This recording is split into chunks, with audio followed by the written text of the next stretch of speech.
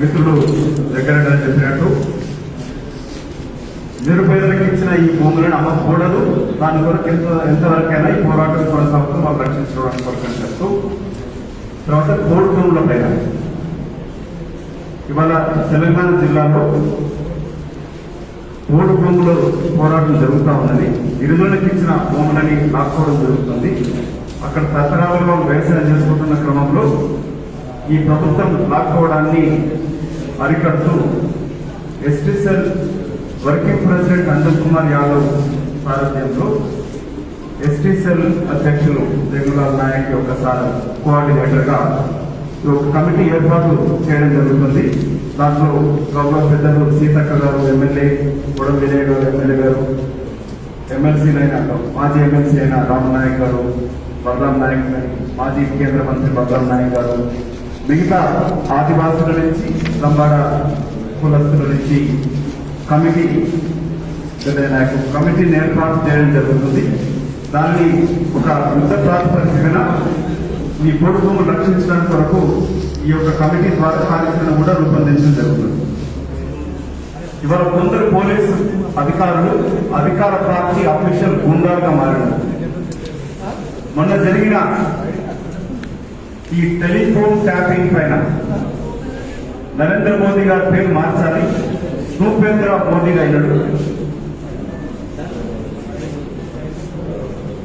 ప్రతిపక్ష పార్టీ నాయకులే కాకుండా పాత్రికేయులు, సివిల్ సొసైటీ వాళ్ళు, గౌరవ సుప్రీంకోర్టు జడ్జెస్ వీళ్ళు వాళ్ళు అనకుండా ఈ ఫోన్ ట్యాపింగ్ ద్వారా ప్రతి పౌరుడి యొక్క ప్రైవసీకి భంగం కలిగిస్తూ డెమోక్రటిక్ గా ఎన్నుకోబడ్డ ప్రభుత్వాలను కూలదోస్తూ 2019 ఎన్నికలలో కూడా ఈ పెగసిస్ సాఫ్ట్వేర్ ని ఉపయోగించుకొని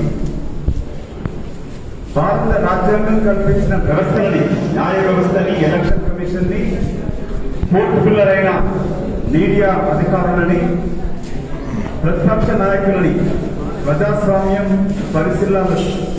పరిపక్వంగా పనిచేయాలనంటే బలమైన ప్రతిపక్షం కూడా ఉండాలి. ప్రతిపక్షమే లేకుండా చేస్తున్న అనధికారికంగా అధికారికంగా పరిచయం చేస్తూ దేశ ప్రజల యొక్క ఫండమెంటల్ రైట్స్ కి, ఫ్రీడమ్ ఆఫ్ ఎక్స్ప్రెషన్ కానీ ఫ్రీడమ్ ఆఫ్ ప్రైవసీకి కూడా భంగం కలిగించే రీతిలో తీసుకొచ్చిన ఈ యొక్క స్నూప్ గేట్ వ్యతిరేకంగా మొన్న జరిగిన నిరసన కార్యక్రమంలో ఎన్ఎస్యుఐ నాయకుడు అధ్యక్షుడు వెంకట్ బాలమూర్ పైన పోలీస్ అధికారులు మఫ్తీలో రెయిన్ కోట్ వేసుకొని పిడిగుద్దులు గుద్దుతూ అతన్ని రిబ్స్ ఫ్రాక్చర్ అవ్వడం జరిగినది. ఇవాళ కాంగ్రెస్ పార్టీ నాయకత్వం ప్రతి కార్యకర్తకి అండగా నిలబడమే కాకుండా ఈ పోలీసు గుండాలు చేసిన దాడిని ఖండిస్తూ డీజీపీ కలవడానికి వరకు సిఎల్పి నాయకులు బట్టి విక్రమార్క అధ్యక్షతన పిసిసి అధ్యక్షులు మిగతా నాయకులందరం కూడా కలవడం జరుగుతుంది. అట్లాగే హ్యూమన్ రైట్స్ కమిషన్ కి కూడా దీంట్లో కంప్లైంట్ చేయడం జరుగుతుంది. ఈ పోలీస్ అధికారి ఇంకొందరు అక్కడ ఉన్న మిగతా పోలీసు వాళ్ళు అయితే అతని పైన దాడి చేసినాడో వాళ్ళపైన కోర్టులో ప్రైవేట్ కంప్లైంట్ కూడా ఇవ్వడం జరుగుతుంది. చంద్రశేఖరరావుకి హెచ్చరిక, మీ దొరతనం అహంకారంతో పోలీస్ అధికారులని తొత్తులుగా మార్చుకొని గుండాలుగా చేర్చుకొని ఇవాళ ప్రతిపక్ష నాయకులు, కాంగ్రెస్ పార్టీ కార్యకర్తల నాయకులపైన దాడి, అరెస్టు, అక్రమ కేసులు బనాయించినంత మాత్రాన మీ రాక్షస పాలన ఆవుతో కొనసాగుతుంది అనుకుంటే పొరపాటు. దీనిపైన తీవ్రంగా మేము పరిగణిస్తూ తదుపరి చర్యలు తీసుకోవడం జరుగుతా ఉంది.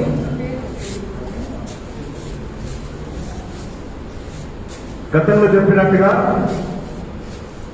పార్టీ వెన్నుపోటు పొడుస్తూ వెళ్లిన ఎమ్మెల్యేల డిస్క్వాలిఫికేషన్ కొరకు సిఎల్పి నాయకులు, గౌరవ ఎమ్మెల్యేలందరూ కూడా జగ్గారెడ్డి గారు, మిగతా ఎమ్మెల్యేలు స్పీకర్ కలవడం జరిగినది.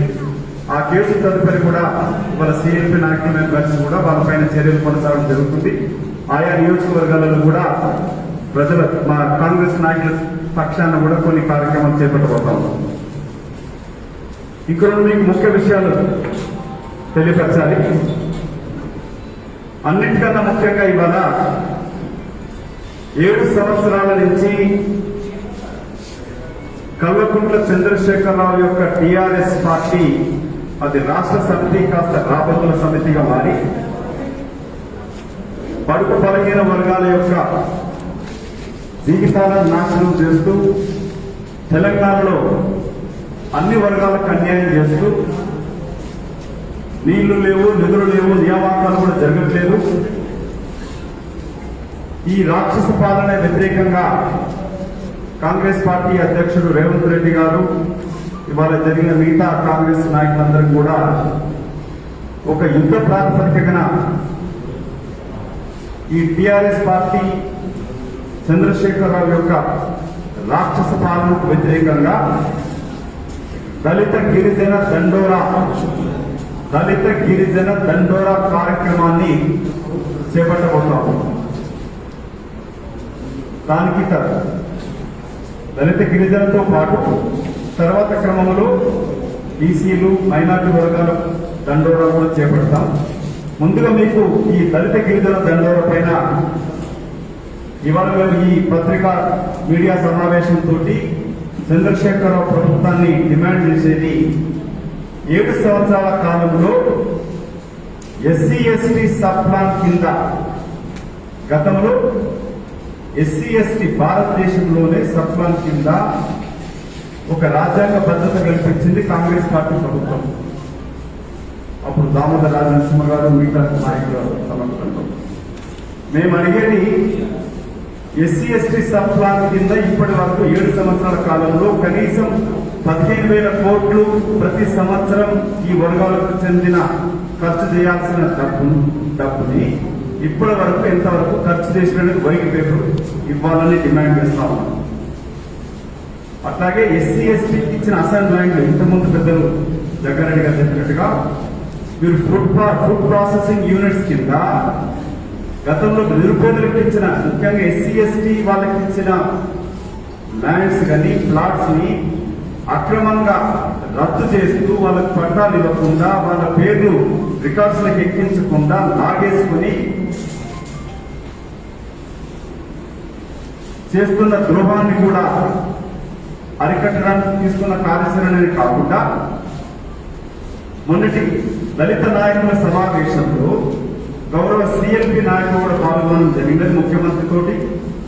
ముఖ్యమంత్రి మాట్లాడుతూ ఇవాళ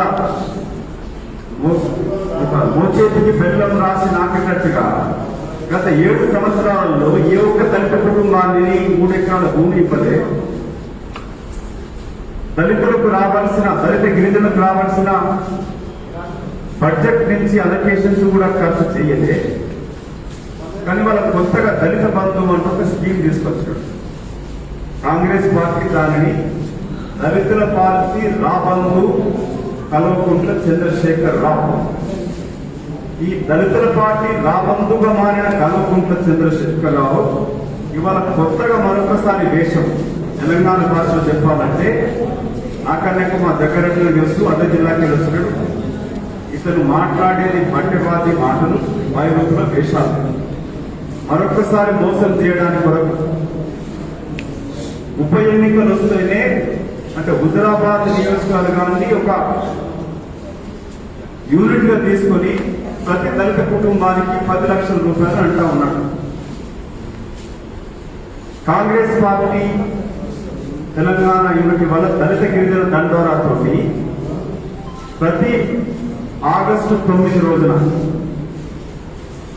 బ్రిటిష్ వాళ్ళని పారదోలడానికి కొరకు క్విట్ ఇండియా మూవ్మెంట్ స్వతంత్రోద్యమంలో ఆగస్టు 9వ తారీఖు చరిత్రాత్మకమైన రోజు.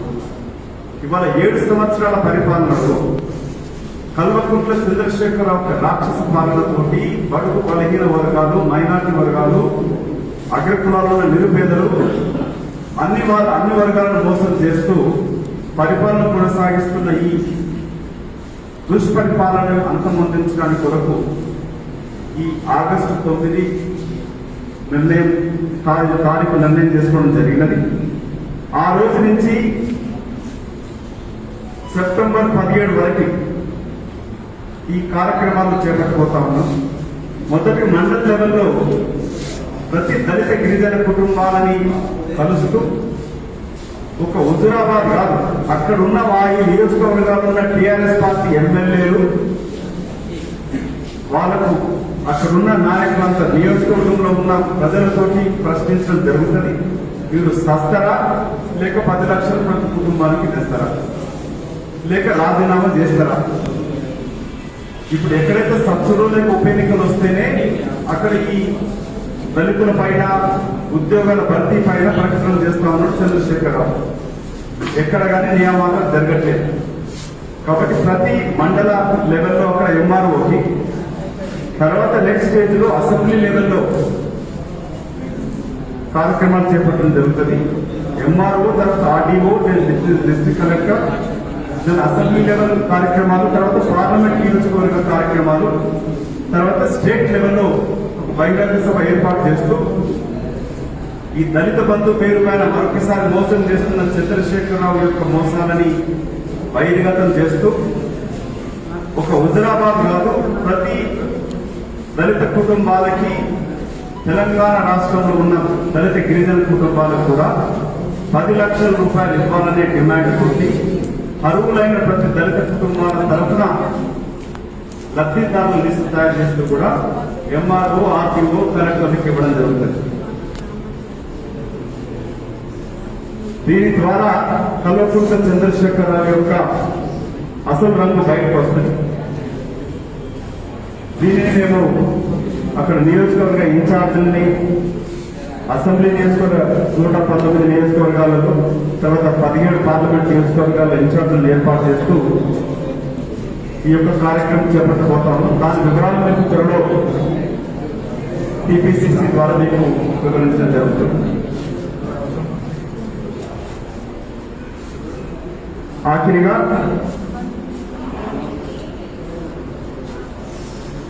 వరదలతోటి తెలంగాణ రాష్ట్రం గౌరవ రాహుల్ గాంధీ గారు కూడా తెలంగాణలో జరుగుతున్న వరదలతో నష్టపోతున్న దానిపైన వివరించడం జరిగినది, ట్వీట్ చేయడం జరిగినది.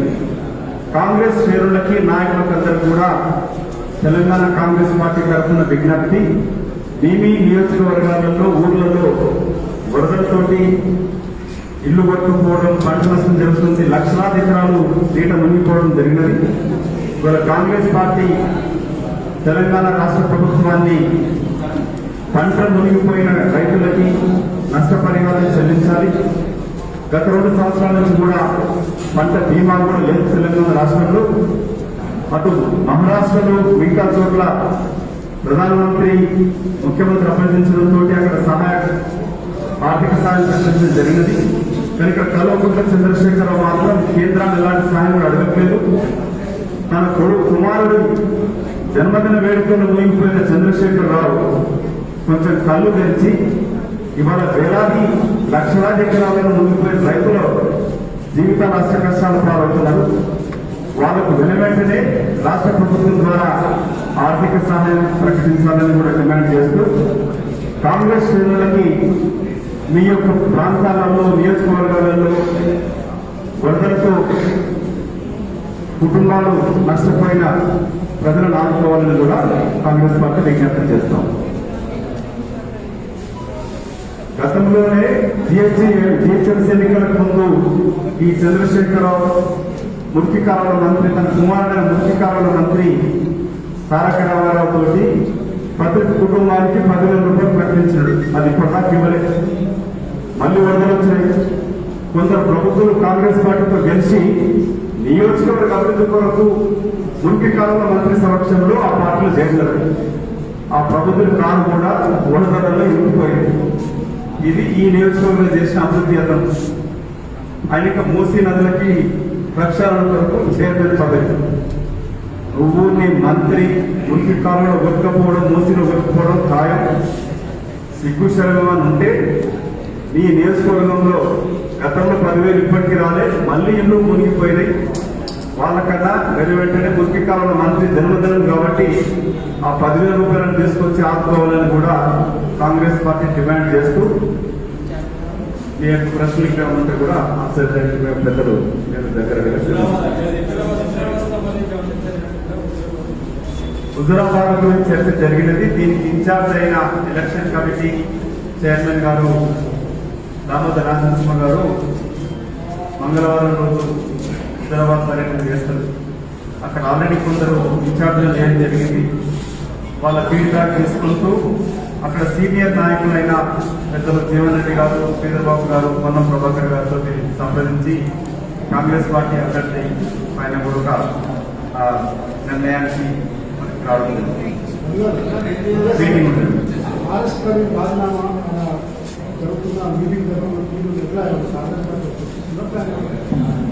ఆర్ఎస్ ప్రవీణ్ గారు మరి గతంలో ముఖ్యమంత్రి గారికి చాలా అనుసరణగా ఉన్నారు.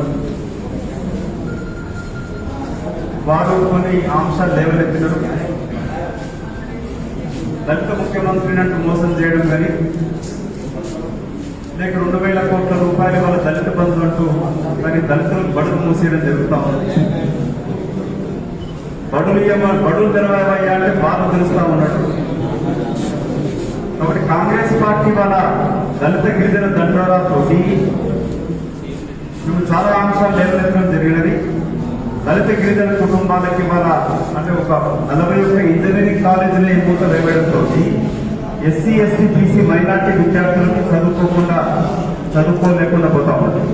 ఇంకో ముఖ్య అంశం ఇవాళ మొన్న ఒక సోదరి వనపర్తి దళిత సోదరి 10,000 రూపాయల ఫీజు రియంబర్స్మెంట్ రాకపోవడం, ఇవాళ ఫీజు రియంబర్స్మెంట్ ఇవ్వకపోవడం, లక్షలాది కోట్లేమో తన ప్రాజెక్టులకు కొరకు పెడతా ఉన్నాడు. కానీ ఈ 7 సంవత్సరాల కాలంలో కల్వకుంట్ల చంద్రశేఖరరావు ఒక్క సమీక్ష కూడా విద్య పైన, వైద్యం పైన చేయలేదు. కాంట్రాక్టులకి గతంలో జగ్గారెడ్డి గారికి వివరించిన ఈ మెగా కన్స్ట్రక్షన్స్ అన్నమాట. ఈ కృష్ణారెడ్డి ఒక additional TMC, Kaleshwaram project additional TMC corona కష్టకాలంలో లాక్డౌన్ లో రూల్స్ కి వ్యతిరేకంగా 16,000 కోట్ల రూపాయల కాంట్రాక్ట్ అతనికి అప్పచెప్పాడు. అన్న అవినీతిని ఈ కాంట్రాక్ట్ ద్వారా మెగా కన్స్ట్రక్షన్స్ ముఖ్యుడు ఇతని పైన ఎందుకు బీజేపీ పార్టీ లేక మైహోం పైన కూడా ఎందుకు చర్య తీసుకోమని అడగట్లేదు. వీటిపైన సమీక్షలు చేస్తాడు, కాంట్రాక్టర్ డబ్బులు ఇస్తాడు. కానీ నిరుపేదలకి, బడుగు బలహీన వర్గాలకు రావాల్సిన కాంగ్రెస్ పార్టీ హయాంలో ప్రారంభించిన ఫీజు రియంబర్స్మెంట్ ప్రోగ్రాం అటు అగ్రకులాల నిరుపేదలకి, బడుగు బలహీన వర్గాలకి, డాక్టర్లు, ఇంజనీర్లు, ఎంబీఏ గ్రాడ్యుయేట్స్ అవ్వడానికి వరకు ఈ ఫీజు రియంబర్స్మెంట్ ద్వారా కొన్ని లక్షలాది విద్యార్థులకి సహాయం అయ్యడం జరిగింది. ఇవాళ ఫీజు రియంబర్స్మెంట్ చేయట్లేదు. నారాయణ చైతన్య కాలేజీలో వాటాల కొరకు హరీష్ రావు, కవితమ్మలు పాట పడతా ఉంటారు, పోరాటం చేస్తూ ఉంటారు. కానీ వాళ్ళ ఒక నిరుపేద దళిత బాలిక అటు ప్రైవేట్ కాలేజీలు, స్కూళ్ళు ఫీజు రియంబర్స్మెంట్ కొరకు వెయిట్ చేయకుండా విద్యార్థుల తల్లిదండ్రులను పీడిస్తూ డబ్బులు కట్టమంటా ఉన్నారు. ఇది ముందు వెంటనే ఆపాలి.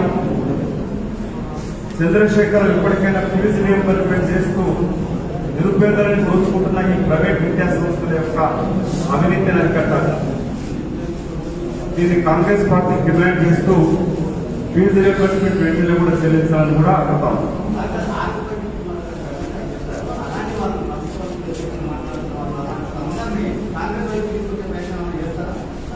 కాంగ్రెస్ పార్టీ ఓపెన్ హార్ట్ తోటి మేము ఆహ్వానిస్తా ఉన్నాం. గతంలో తెలంగాణకు పోరాటం చేసిన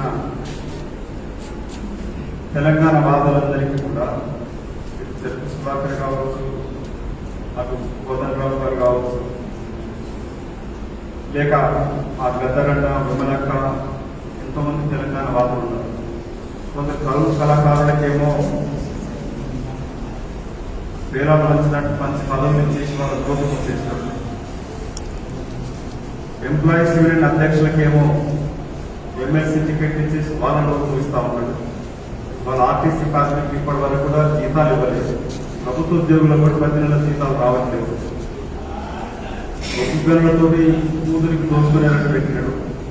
ఇక చెట్ల సంతోష్కేమో చెట్ల రూపాన మున్సిపాలిటీ నుంచి నిర్బంధంగా నిధులు ఇస్తూ చెట్ల పేరు దోసుకోవడానికి ఏమో చెట్ల సంతోషం ఇచ్చినాడు. ఇట్లా అన్ని వర్గాలు దోసుకున్నాము.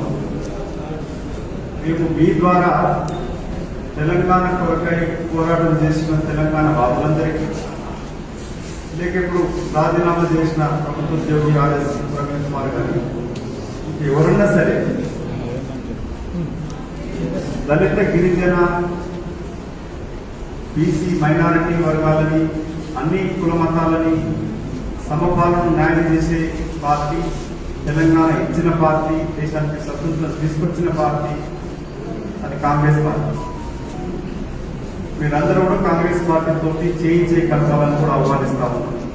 నిజంగా మీకు చంద్రశేఖరరావు అవినీతి అక్రమాల పైన పోరాటం చేయాలనుకుంటే మీకు నిజమైన వేదిక, ఒక ప్రజాస్వామిక వేదిక ఉందనంటే అది సోనియా గాంధీ గారి నాయకత్వాన, రాహుల్ గాంధీ గారి నాయకత్వాన ఉన్న కాంగ్రెస్ పార్టీ నిజమైన వేదిక. కాబట్టి మీరు నిజంగా పోరాటం చేయాలనుకున్న ప్రతి ఒక్కరు కూడా కాంగ్రెస్ ఆహ్వానం పలుకుతుంది. కాంగ్రెస్ చేయి కలపాలని కూడా మేము ఆహ్వానిస్తాం.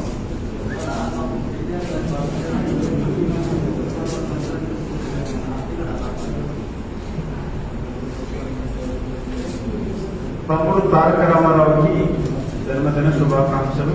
ఇక్కడ మా అందరి తరఫున నేను తెలంగాణ భాషలో చెప్తాను.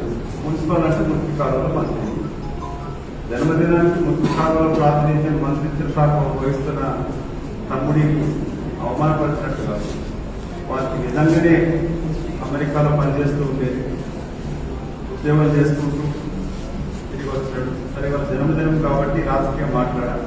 వారికి జన్మదిన శుభాకాంక్షలు జరుగుతూ ఉనికి కాలువలతోటి హైదరాబాద్ నగర్ జిహెచ్ఎంసీ పరిధిలో కొన్ని వందలాది ఇల్లు మునిగినాయి.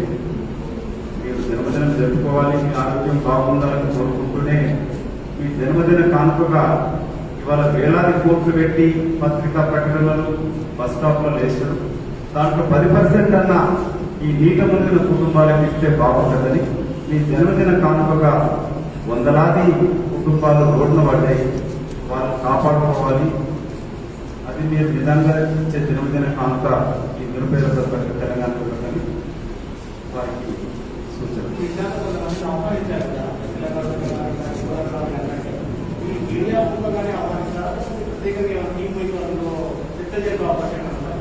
మాతో చాలా మంది కూడా కలుస్తా ఉన్నారు, మాట్లాడుతూ ఉన్నారు. నేను మిత్రులు మా అధ్యక్షుడు రేవంత్ రెడ్డి గారు కూడా వారిని కలవాలని కూడా అనుకుంటా ఉన్నాను.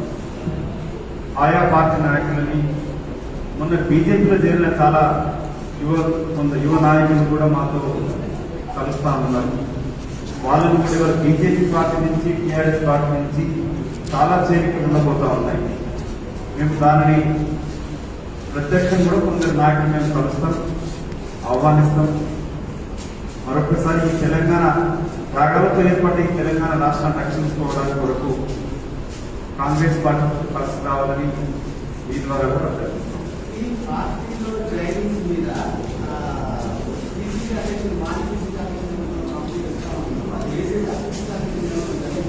అది ఆల్రెడీ రేవంత్ రెడ్డి గారు టీపీసీ అధ్యక్షులకి వారి బాధ్యత అప్పచెప్పడం జరిగింది. వారు 1-2 రోజుల్లో ఈ కమిటీ ఏర్పాటు చేయబోతా ఉన్నాం. చేరికలు అంటే ఎందుకంటే పార్టీలో ఆహ్వానం ఎవరైనా రావచ్చు, కానీ వచ్చే ముందర పార్టీ బలోపేతం కావాలి, కానీ ఇబ్బందులు కలగకూడదు. కాబట్టి వస్తున్న వాళ్ళు కూడా వచ్చినంత మాత్రాన అక్కడ ఎన్ని రోజులు పార్టీకి సేవ చేస్తున్న కాంగ్రెస్ నాయకులకు అన్యాయం చేయము. కాబట్టి వచ్చే వాళ్ళని కూడా ఈ కమిటీ ద్వారా వచ్చినప్పుడు అక్కడున్న జిల్లా నాయకులకు కానీ మిగతా వాళ్ళకి ఇబ్బందులు కలగకూడదనేది కాంగ్రెస్ పార్టీ మతం. కాంగ్రెస్ పార్టీకి సేవ మళ్ళీ సేవ చేయాలని వచ్చే వాళ్ళు స్థానిక నాయకులతో కలిసి పనిచేయాల్సిన అవసరం ఉంటుంది. వాళ్ళిద్దరు కలిసి పనిచేసినప్పుడు పార్టీ బలోపేతం అవుతుంది, లేకపోతే అక్కడ ఇబ్బందులు అవుతాయి. కాబట్టి కమిటీ వేయడం జరుగుతుంది. దీనికి అధ్యక్షుడు రేవంత్ రెడ్డి గారు